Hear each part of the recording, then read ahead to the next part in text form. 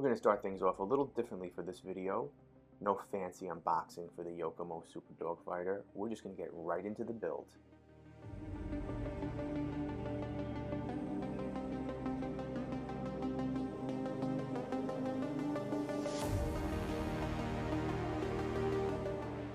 Bag number one, you're attaching your front and your rear bulkhead to the chassis.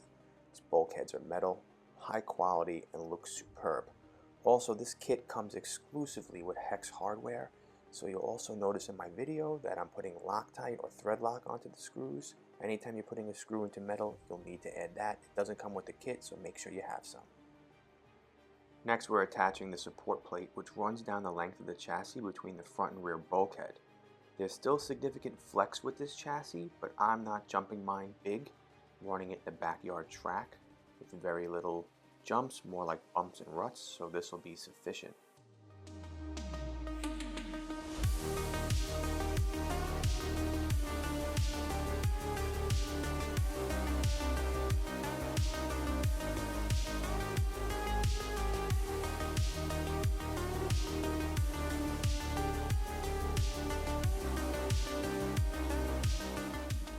Now there's no mention in the manual of how to set or how far down to tighten the diff nut, so for right now I'm just going to eyeball it.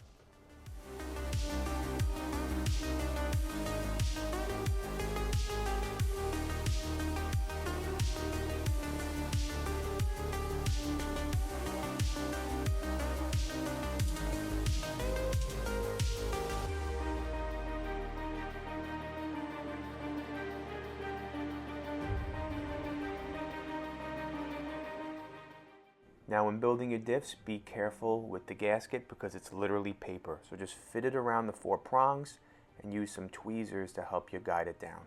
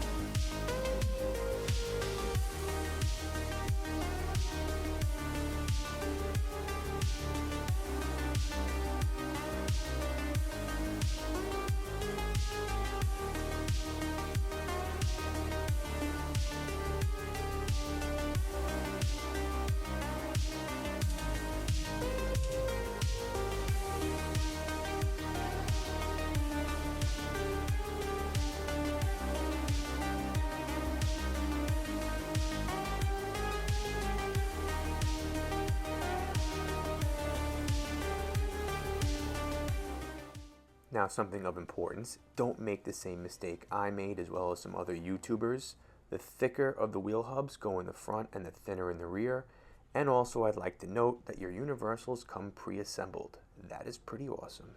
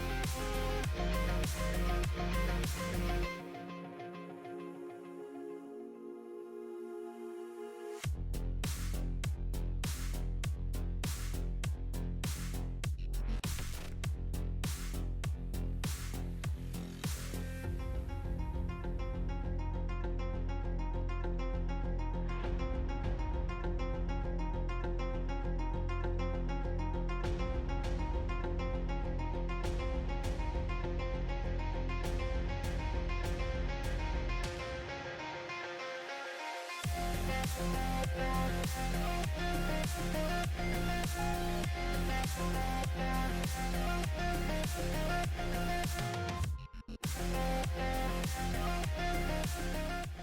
going to be using a low profile shorty pack with mine, so I'm going to need a couple foam spacers to make sure that this battery doesn't slide around.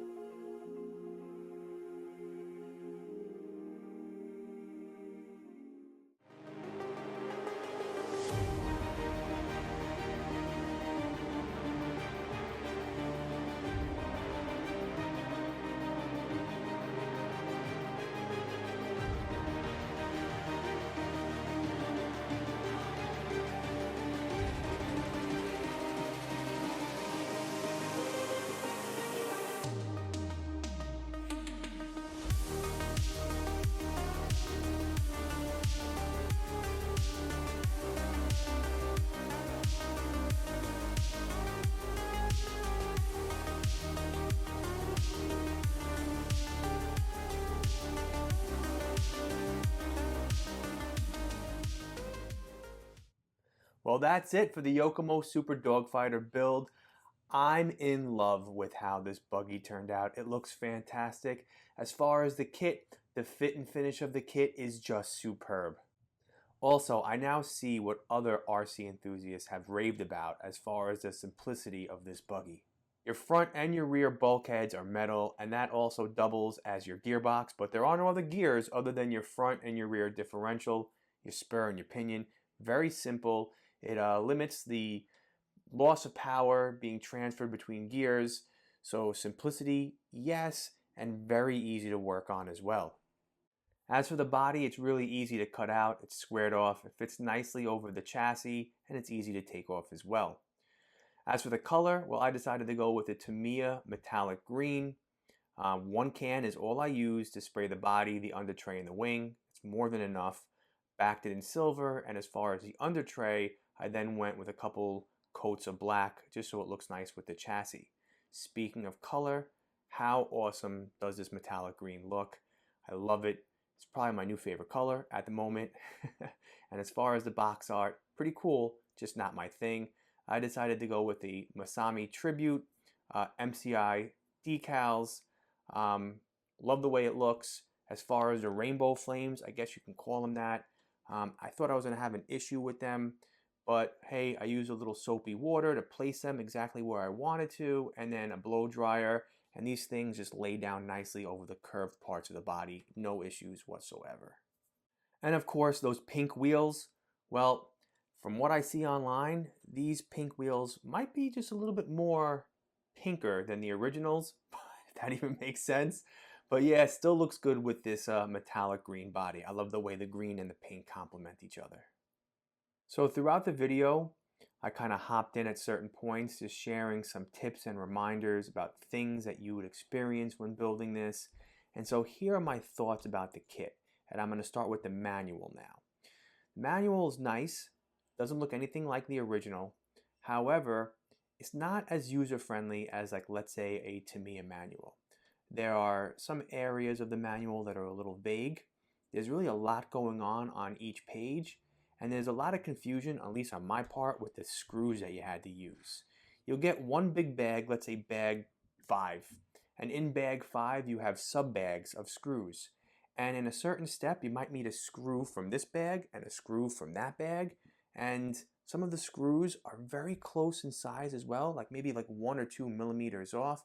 And I don't think the screws in the manual are true to size either. So there was a lot of confusion at certain points of which screw I needed to use. Now, something else that I encountered in this kit that caused a little confusion for me were the steering blocks. You get 2 lefts that have an L on it, and you have 2 rights that have an R on it. The left one goes on the left and the right one goes on the right. However, in the rear, these steering blocks are flipped up 90 degrees and are used as the hubs.